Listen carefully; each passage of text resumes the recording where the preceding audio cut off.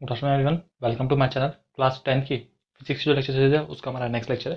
Previous lectures के अंदर हमने करंट के कारण जो इफेक्ट जनरेट होते हैं उनके बारे में हमने स्टडी की थी। 3 इफेक्ट्स हमने मेनली देखे थे, heating effect, chemical effect and third is magnetic effect. तो हीटिंग इफेक्ट के बारे में हम डिस्कस कर चुके थे कि जैसे ही आप एक हाई रेजिस्टेंस के वायर लेंगे और उस हाई रेजिस्टेंस के वायर में जैसे अपन करंट फ्लो करेंगे तो करंट फ्लो करने के कारण क्या होता है, उसके अंदर हीट जनरेट होती है, वायर के अंदर हीट जनरेट होती है, हीट एनर्जी फॉर्म होती है। इसी को हम क्या बोलते हैं, हीटिंग इफेक्ट ऑफ करंट। तो वो जो करंट उस वायर से फ्लो हो रही है, करंट उस वायर से फ्लो हो रही है, वो वायर उस वायर में क्या करती है, हीटिंग इफेक्ट को जनरेट करती है। तो हम हीटिंग इफेक्ट के बारे में और डिटेल में पढ़ते हैं कि हीटिंग इफेक्ट बेसिकली डिपेंड किस किस पे करती है, क्या वायर पे डिपेंड करती है, करंट पे डिपेंड करती है, या किसी और फैक्टर्स पे डिपेंड करती है। तो उसके बारे में हम डिस्कस करते हैं। तो देखिए, factors on which heat produce depend, जो भी हीट प्रोड्यूस हो रही है किसी भी रेजिस्टेंस के अंदर, तो वो किस किस फैक्टर्स पर डिपेंड होती है, तो वो अपन देखते हैं। मेनली वो बेसिकली 3 फैक्टर्स पर डिपेंड होती है। फर्स्ट आई मतलब करंट, तो ये करंट के ऊपर डिपेंड करेगी, आपको भी पता है, क्योंकि उस करंट किसी वायर के अंदर करंट के फ्लो होने के रीजन के कारण ही, मतलब फ्लो होने के कारण ही क्या हो रही है, हीटिंग इफेक्ट जनरेट हो रही है। अगर अगर वायर के अंदर करंट फ्लो नहीं होगी तो क्या हीटिंग इफेक्ट जनरेट होगा, नहीं होगा। तो सबसे मेन क्या है, अमाउंट ऑफ करंट, कितना अमाउंट करंट का फ्लो हो रहा है वो डिपेंड करता है करंट का अमाउंट कितना फ्लो हो रहा है। करंट का अमाउंट ज़्यादा फ्लो होगा तो हीटिंग इफेक्ट ज़्यादा होगा, करंट का अमाउंट कम फ्लो होगा तो हीटिंग इफेक्ट कम होगा। जितनी ज़्यादा करंट फ्लो होगी उतना ज़्यादा हीटिंग इफेक्ट जनरेट होगा। नेक्स्ट क्या है, रेजिस्टेंस। सेकंड किस पर डिपेंड करेगा, रेजिस्टेंस के ऊपर, जो वायर आपने लिया है उसका रेजिस्टेंस कितना है तो उसके ऊपर भी डिपेंड करेगा। थर्ड क्या है, time for which current pass through the conductor. और नेक्स्ट डिपेंड करेगा टाइम के ऊपर कि कितने टाइम के लिए आपने वो करंट पास कराई है, किसमें, कंडक्टर में। कितने टाइम के लिए आपने उस कंडक्टर के अंदर वो करंट पास होने दी है, मतलब वो जो करंट है वो कितने टाइम के लिए कंडक्टर में फ्लो हो रही है, 10 मिनट, 15 मिनट, 1 घंटे, 25 मिनट, कितने मिनट के लिए वो हो रही है। तो बेसिकली 3 फैक्टर्स है जिनके ऊपर हीटिंग इफेक्ट डिपेंड करेगा। करंट आई, रेजिस्टेंस आर, और टाइम, जिसके लिए कितने टाइम के लिए वो करंट फ्लो करवाई गई है उस कंडक्टर के अंदर। तो होप आपको तीनों पॉइंट समझ में आया। अब देखिए, इनको हम डिटेल में पढ़ते हैं। जस्ट एग्जाम्पल, सबसे पहले हमें पता है कि वर्क डन क्या होता है। ये हम चैप्टर के स्टार्टिंग में देख चुके हैं, अगर आपको फिर भी नहीं समझ में आया तो मैं आपको एक बार और डिटेल में समझाता हूँ। वर्क डन का मतलब क्या होता है, किसी भी सर्किट के अंदर, एग्जांपल के तौर पे चार्ज को हम बोलते हैं क्यू से, ये एक वायर है। इस वायर में अगर आपको चार्ज, जो इलेक्ट्रॉन या जो भी चार्ज है, पॉजिटिव या नेगेटिव चार्ज है, अगर उस चार्ज को आपको वायर के इस पॉइंट से आपको इस पॉइंट पे ले जाना है, इस पॉइंट से इस पॉइंट पे ले जाना है, तो वो करंट जाएगी। लेकिन बेसिकली यहाँ चार्ज में जा रहा है ना, यहाँ से यहाँ तक जाएगा, तो चार्ज क्या है, क्यू। तो इस चार्ज को इस पॉइंट से इस पॉइंट तक ले जाने के लिए आपने जो आपने वर्क किया, उसके बारे में हम देखते हैं। तो वर्क क्या होगा, चार्ज को इस पॉइंट से इस पॉइंट पे ले जाने वाला वर्क, ये वर्क होता है। तो हम देख रहे हैं चार्ज क्या है, क्यू। अब हमें इस पॉइंट से इस पॉइंट तक ले जाना है, चार्ज को इस पॉइंट से वायर के इस पॉइंट तक ले जाना है। तो हमें रोकने वाला वर्क का क्या होगा, बेसिकली जिस जिस भी प्रोडक्ट को आप ले जा रहे हो, जैसे एग्जांपल हम यहाँ चार्ज को ले जा रहे हैं, तो वो प्रोडक्ट प्लस उसको रोकने वाली चीज क्या है, तो देखिए, अगर मैं चार्ज को यहाँ से यहाँ ले जा रहा हूँ तो मुझे कौन रोकेगा, इस वायर के इस पॉइंट से इस पॉइंट के बीच में जो पोटेंशियल डिफरेंस होगा, इस वायर का जो पोटेंशियल होगा, जो रोकेगा मुझे, इस वायर का जो पोटेंशियल होगा जो मुझे काम करने से रोकेगा, तो वो मल्टीप्लाई। तो देखिए, वर्क बराबर क्या हो जाएगा, क्यू इंटू वी। क्यों, इस वायर का पोटेंशियल क्या होगा, वी, और जो चार्ज है वो कितना होगा, क्यू। तो बेसिकली क्यू वायर है, यहाँ से यहाँ तक आप इसको ले जा रहे हैं। अब इसको रोकने वाला कौन है, इस वायर का पोटेंशियल जो कितना है, वी। तो डब्ल्यू वर्क कितना हो जाएगा, इस क्यू को यहाँ से ले जाने के लिए वर्क, तो वो क्या होगा, क्यू इंटू इस वायर का पोटेंशियल डिफरेंस, वो कितना है, वी। तो क्यू इंटू वी, ये क्या होगा आपका वर्क। होप आपको समझ में आया। वर्क बराबर क्या होगा, क्यू इंटू वी। सिमिलरली हमको करंट के बारे में पता है। करंट का मतलब क्या होता है कि चार्ज का एक पॉइंट से दूसरे पॉइंट तक जाने में लिया गया time, rate of flow of charge. Current की डेफिनेशन हम प्रीवियस लेक्चर्स में देख चुके हैं। करंट का मतलब क्या है, rate of flow of charge. तो चार्ज क्या है, क्यू, और इसकी रेट क्या होगी, कितने टाइम में ये फ्लो कर रहा है, तो rate of flow of charge क्या होता है, आई। तो होप वर्क डन आपको समझ में आया कि वर्क डन क्या है, किसी एक पॉइंट से दूसरे पॉइंट तक चार्ज को ले जाने में किया गया वर्क। तो वो क्या होगा, चार्ज मल्टीप्लाई उस वायर के एक पॉइंट से दूसरे पॉइंट तक पोटेंशियल डिफरेंस, वो कितना होता है, वी। तो वर्क कितना हो जाएगा, क्यू इंटू वी, और आई कितना हो जाएगा, I equals to q upon t.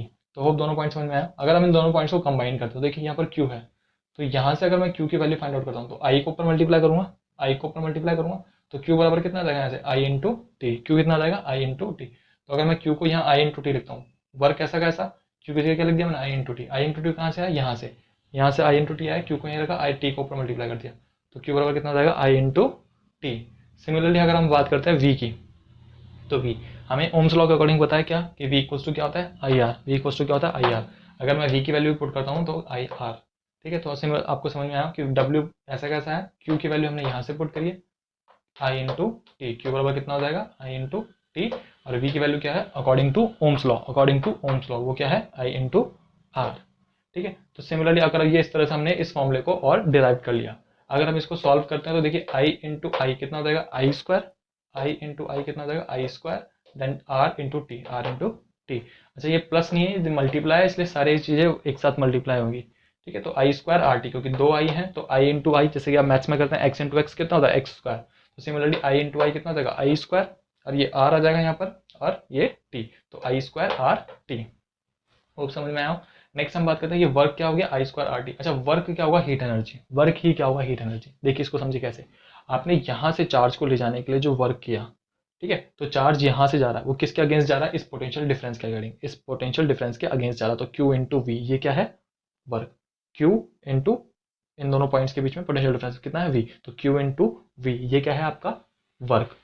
तो ये जो वर्क आपने किया, ये जो वर्क आपने किया, क्या यही वर्क हीटिंग इफेक्ट क्रिएट करेगा, भाई चार्ज यहाँ से यहाँ तक जा रहा है वही तो हीटिंग इफेक्ट क्रिएट करेगा, और कौन करेगा भाई। अगर इसके ऊपर आप इस तरह से चल, अगर आप अपनी फिंगर को इस तरह से टिप के अकॉर्डिंग इसको प्रेस करते हुए आगे चलाते हैं, ठीक है, तो आपको हीटनेस अपनी फिंगर पे फ्लो होगी, महसूस होगी, आपको फील होगी। तो क्यों हो रही है फील, क्योंकि आपने क्या करा अपनी फिंगर को इस पॉइंट से इस पॉइंट तक ले जाने के लिए एक वर्क किया है, और वो वर्क ही तो हीटिंग इफेक्ट क्रिएट कर रही है, वो वर्क ही क्या कर रही है हीटिंग इफेक्ट क्रिएट कर रही है, ठीक है। आप इस तरह से रब करेंगे अपने फिंगर को तो यहाँ पे आपको फिंगर के टिप पे हीटनेस फील होगी, तो वो ये जो वर्क आपने किया यही तो आपको क्या कर रही है हीटिंग इफेक्ट को क्रिएट कर रही है। तो इसलिए हम क्या बोल सकते हैं कि वर्क क्या होगा एक तरीके से हीट एनर्जी, वो जो वर्क हुआ है वही क्या होगा हीट एनर्जी होगा जो इस वायर के अंदर फिल होगी, जो इस वायर के अंदर फिल होगी, और वही हीटिंग इफेक्ट होगा। तो वर्क को क्या बोलूंगा मैं हीट एनर्जी। तो अगर मैं वर्क की जगह हीट एनर्जी का मतलब एच, हीट एनर्जी को मैं लिखता हूँ एच से, तो डब्ल्यू की जगह मैंने क्या पुट कर दिया एच, आई स्क्वायर ऐसा कैसा आर ऐसा कैसा और टी ऐसा कैसा। तो होप वर्क समझ में आया कि वर्क को हीट एनर्जी कैसे लिखा है मैंने, क्योंकि आपने जो वर्क किया है उसी से आप इस वायर में क्या होगा हीट जनरेट होगी, हीट एनर्जी जनरेट होगी। तो एच इक्वल्स टू कितना जाएगा I square are t, h equals to कितना जाएगा आई स्क्वायर आर टी। अब देखिए अगर मैं इस फॉर्मूले को यूज करता हूँ, ठीक है, तो यहाँ से देखिए H is directly proportional to I square, ये हमने ओम्स लॉ में भी देखा था। अगर इक्वल्स टू के अगर इसको अपन देखते हैं डायरेक्टली, तो h is directly proportional to I square, h is directly proportional to r, और h is directly proportional to t। तो अगर देखा जाए तो जो हीट एनर्जी वायर में जनरेट हो रही है, जो हीट एनर्जी वायर में जनरेट हो रही है वो किस किस पे डिपेंड है, करंट पे, रेजिस्टेंस पे और टाइम पे। तो हमने स्टार्टिंग में देखे तीन पॉइंट, तीनों पॉइंट यही थे क्या कि जो हीटिंग इफेक्ट डिपेंड करेगा वो किस पे करेगा, amount of current flowing I square, resistance r, और the time for which current is pass through conductor, तो वो टाइम t।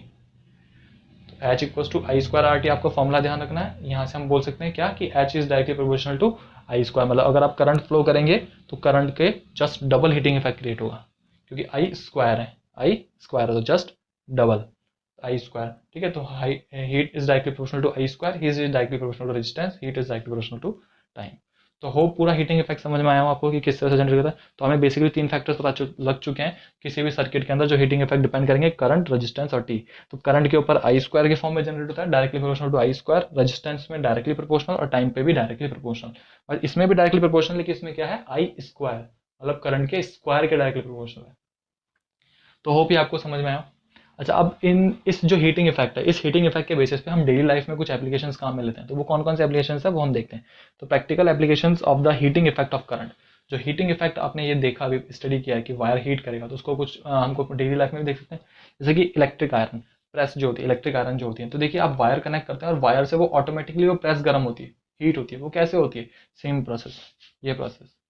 क्यों, वायर क्या करेगा हीटिंग इफेक्ट जनरेट करेगा, और वो हीटिंग इफेक्ट के थ्रू आप क्या करते हो आयरन करते हो, आप अपने क्लॉथ्स को क्या करते हो आयरन करते हो। तो इलेक्ट्रिक आयरन, रूम हीटर आपके कमरे को हीट करता है, तो वो कैसे होता है, वो रूम हीटर में क्या होता है जो रॉड्स होती हैं, ठीक है, रॉड्स नहीं होती तो एयर फ्लो होती है, तो जो रॉड्स होती है वो क्या करती है उस हीटिंग इफेक्ट के कारण क्या करती है, आपको बहुत लाल दिखेगी, थोड़े टाइम तो पहले हल्की हल्की ऑरेंज दिखेगी, फिर धीरे धीरे धीरे लाल होती जाएगी। तो वो क्या हीटिंग इफेक्ट के कारण क्या हो रहा है, वो हीट जनरेट कर रहे हैं। तो क्या हो गया रूम हीटर्स। नेक्स्ट क्या है वाटर हीटर्स, वाटर हीटर्स जो आप यूज लेते हैं वाटर को गर्म करने के लिए, तो ये भी क्या है same electric heating effect of current के ऊपर डिपेंड करते हैं। इसके अलावा it is use in electric bulb, electric bulb जो है जैसे कि आप कभी कोई बल्ब को जला के रखिए थोड़े टाइम तक, उसके बाद उस बल्ब को जब आप टच करेंगे तो टच करने के बाद आपको हीट फील होगी, हॉटनेस फील होगी, जैसे आप उसको टच करेंगे तो आपको हीट फील होगी। तो वो हीट आई कहाँ से, इलेक्ट्रिसिटी फ्लो हो गई, बल्ब जल गया, लेकिन वो हीट कहाँ से आई, वो बेसिकली उस करंट का उस बल्ब के अंदर हीटिंग इफेक्ट है। क्या है? हीटिंग इफेक्ट, जो किस कारण है? उसमें फ्लो होने वाली करंट के कारण। आपको बल्ब को आप टच करेंगे तो आपको ऑटोमेटिकली फील हो जाएगा हीट। तो किस में होगा? इलेक्ट्रिक बल्ब में। थर्ड क्या है? Electric fuse is an important application of the heating effect of current. सबसे इंपॉर्टेंट है, सबसे इंपॉर्टेंट है। क्यों? Electric fuse. इलेक्ट्रिक फ्यूज क्या होता है? एक वायर की तरह से काम लेते हैं हम लोग। फ्यूज होता है जैसे कि आपके जो मेन जो आपके इलेक्ट्रिक बोर्ड होते हैं ना, वहां पर यूज होता है। फ्यूज होता है एक वायर की तरह। तो ये क्या होता है? जैसे कि आपके घर के अंदर जो जितनी इलेक्ट्रिसिटी आ रही है, जब इलेक्ट्रिसिटी फेज क्या होता है? ज्यादा आ जाती है। जब इलेक्ट्रिसिटी क्या होती है? ज्यादा आ जाती है, तब ये फ्यूज क्या करता है? मेल्ट कर लेता है। फुल फ्यूज क्या होता है? मेल्ट हो जाता है और इलेक्ट्रिक सर्किट को क्या करता है? रोक देता है। रोक देता है। क्या करता है? इलेक्ट्रिक सर्किट को रोक देता है। इससे क्या होता है कि आपके घर के अंदर जितने भी एप्लियंसेस हैं उनके ऊपर कोई इफेक्ट नहीं पड़ता। क्यों? आपके घर के एप्लीकेशन जितने भी हैं वो एक लिमिटेड एक फिक्स करंट के ऊपर काम कर रहे हैं, लेकिन अगर उसमें करंट ज़्यादा दे दी जाए तो वो भी ब्लास्ट हो सकते हैं, जल सकते हैं। ठीक है, तो इसलिए क्या करते हैं हम, घर के जो हमारे मीटर होते हैं, बिजली मीटर जो होते हैं हमारे, लाइट मीटर्स जो होते हैं, वहाँ पर एक फ्यूज वायर लगा होता है। फ्यूज होता है, उस फ्यूज वायर में क्या होता है कि जैसे ही इलेक्ट्रिसिटी फ्लो होती है तो वो फ्यूज वायर क्या होता है? मेल्ट हो जाता है। और मेल्ट क्योंकि हाई इलेक्ट्रिसिटी है, हाई इलेक्ट्रिसिटी फ्लो होगी, हाई करंट फ्लो होगी, तो हीटिंग इफेक्ट जनरेट होगा। और हीटिंग इफेक्ट के कारण क्या होता है? वो वायर क्या होता है उसकी वो फ्यूज कर, मतलब थोड़ा मेल्ट कर जाता है। वो क्या कर देता है? मेल्ट कर जाता है। जैसे हाई ज़्यादा करंट फ्लो होगी, हाई करंट आएगी, तो वो क्या करेगा? मेल्ट कर जाएगा हीटिंग इफेक्ट के कारण। और मेल्ट करते ही वो क्या करता है? सर्किट को तोड़ देगा। सर्किट को क्या कर देगा? तोड़ देगा। और सर्किट टूट गया तो फिर आपके घर में लाइट नहीं जाती। ठीक है, तो इसलिए बहुत इंपॉर्टेंट है इलेक्ट्रिक फ्यूज। ठीक है, इलेक्ट्रिक फ्यूज बहुत इंपॉर्टेंट। आप भी देखेंगे अभी आपके घर में भी कभी बार एमसी डाउन हो जाती है तो आप उसको अप करके आते हैं, तो वो सेम है। पहले इलेक्ट्रिक फ्यूज होता था, आजकल थोड़ा मॉडर्न हो चुका है, तो आजकल डायरेक्ट वो एमसी डाउन हो जाती है तो आप डायरेक्ट उसको ऊपर करते हैं और फिर आपके वापस लाइट आ जाती है। तो वो कभी कभार क्या होता है कि इलेक्ट्रिसिटी ज़्यादा फ्लो होती है तो एमसी डाउन हो जाती है। तो बेसिकली वो एक इसी इलेक्ट्रिक फ्यूज का एक मॉडिफाइड वर्जन है। ठीक है, तो पहले के टाइम पे क्या होता था? इलेक्ट्रिक फ्यूज होता था, जो छोटा सा वायर होता था, वो मेल्ट कर जाता था और इलेक्ट्रिक सर्किट को तोड़ देता था बीच में से, और जिससे क्या होता था? करंट फ्लो नहीं होती थी। ठीक है, तो ये भी एक इलेक्ट्रिक हीट का, तो आपको ध्यान रखना है कि कहाँ कहाँ हीटिंग इफेक्ट ऑफ करंट को यूज किया जाता है। तो होप आपको ये समझ में आया। फिर भी अगर आपको कोई डाउट हो तो आप कमेंट बॉक्स में कमेंट कर सकते हैं। Okay, thank you. Hello everyone. If you like the video, please subscribe the channel, like the video and share the videos to your friends so that they can use their time during lockdown. And don't forget to press the bell icon for next updation.